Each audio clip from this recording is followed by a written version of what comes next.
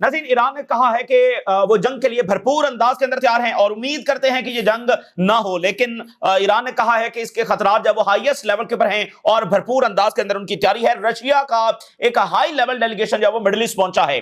Russia, China, ये middle east में अपना इन्फ्लुएंस वो बढ़ाते चले जा रहे हैं क्योंकि अमेरिका यहां पर कुछ और प्लानिंग्स कर रहा है। अब नाज़रीन देखिए कि अमेरिका वहां पर उसने कमांड सेंटर बनाया है ऑन द नेम ऑफ कि वो सीज फायर को मॉनिटर करेगा। और देखिए आज क्या खबर सामने आई है।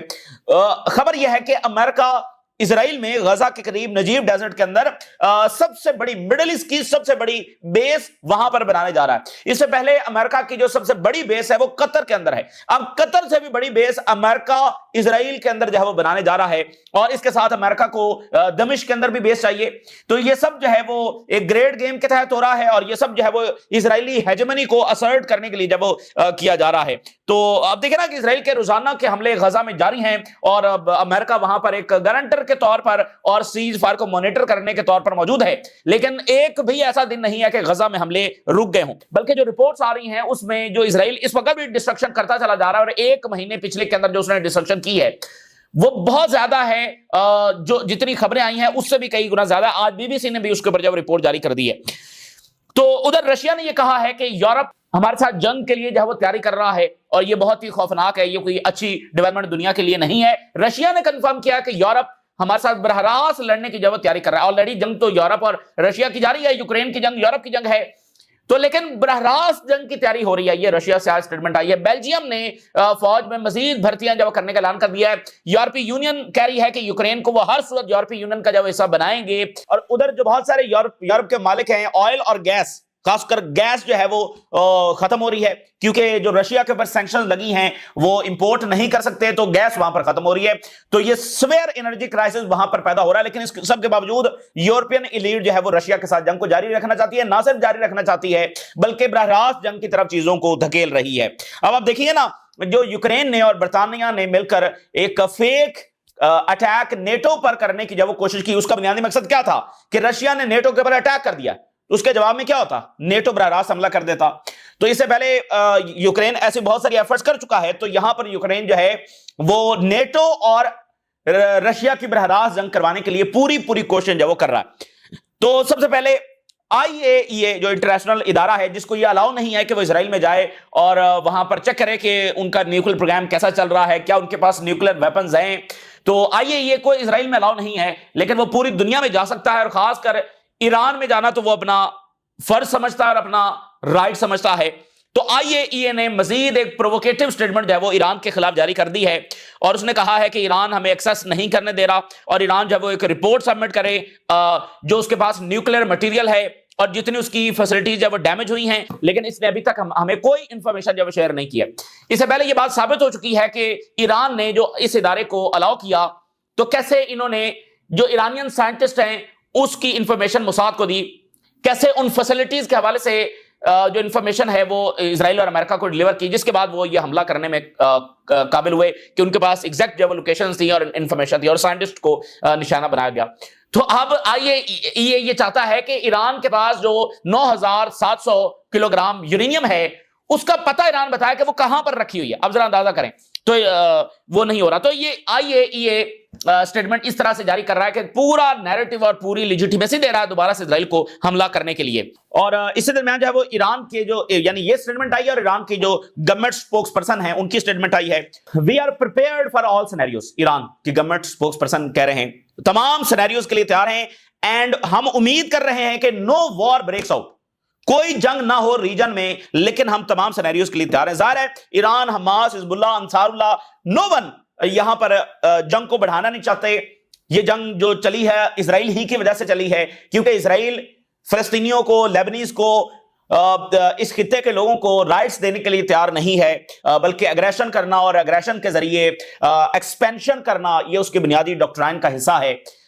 तो ये बुनियादी मसला है। तो ईरान अब नहीं चाहता कि जंग हो, पहले भी नहीं चाहता था, लेकिन मैं आपको बताऊं नाज़रीन के शायद ही कोई ऐसी चीज हो जो इस जंग को रोक सके। कोई भी चीज अब इस जंग को नहीं रोक सकती है और उसकी वजह प्रीवियस अटैक है जो इजराइल ने लॉन्च करके तमाम हदें पार कर दी हैं और जिन बोतल से बाहर आ गया। अब ये जिन बोतल में वापस जाने वाला नहीं। अनफॉर्चुनेट बात यह है, देखिए ایک تو اسرائیل کی ڈاکٹرائن ہے, بہت ساری ریزن ہم آلریڈی بیان کر چکے ہیں. دوسری طرف دیکھیے اب ایران کون سا ٹرسٹ کرنے والا اسرائیل اور امریکہ کے اوپر.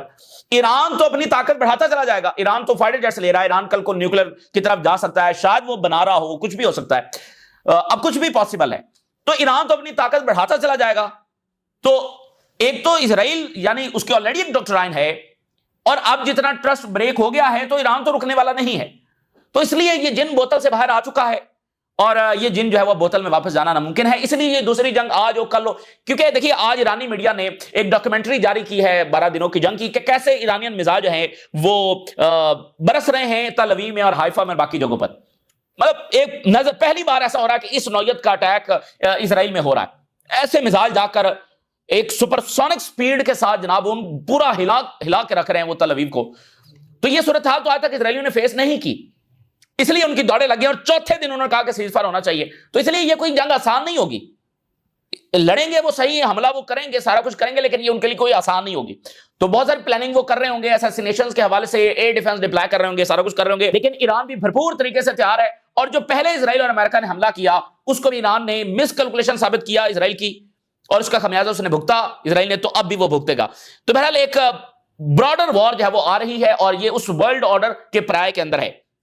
لیبنیز گورنمنٹ جو ہے وہ اپنی انٹینشنز اور اپنی آئیڈیالوجی اور اپنی اپروچ بدلنے کے لیے تیار نہیں ہے. اس لیے لیبنن کا مسئلہ اور گھمبیر ہوتا چلا جائے گا, اسرائیل کا اگریشن اور ایکسپینڈ ہوتا چلا جائے گا. لیبنیز پریزیڈنٹ جو ہے اس نے کہا, اب اس سے پہلے حزب اللہ کے سیکرٹری جنرل نے اسپیچ کی, اور انہوں نے کہا کہ جو مسلسل اسرائیلی اگریشن ہو رہا ہے, ہم یہ بتانا چاہ رہے ہیں کہ ہر ایک چیز کے لمٹ ہوتی ہے, اور وہ اب صبر کا پیمانہ جب لبریز ہو رہا ہے, اور ہم جب رسپونڈ کریں گے آنے والے ٹائم میں.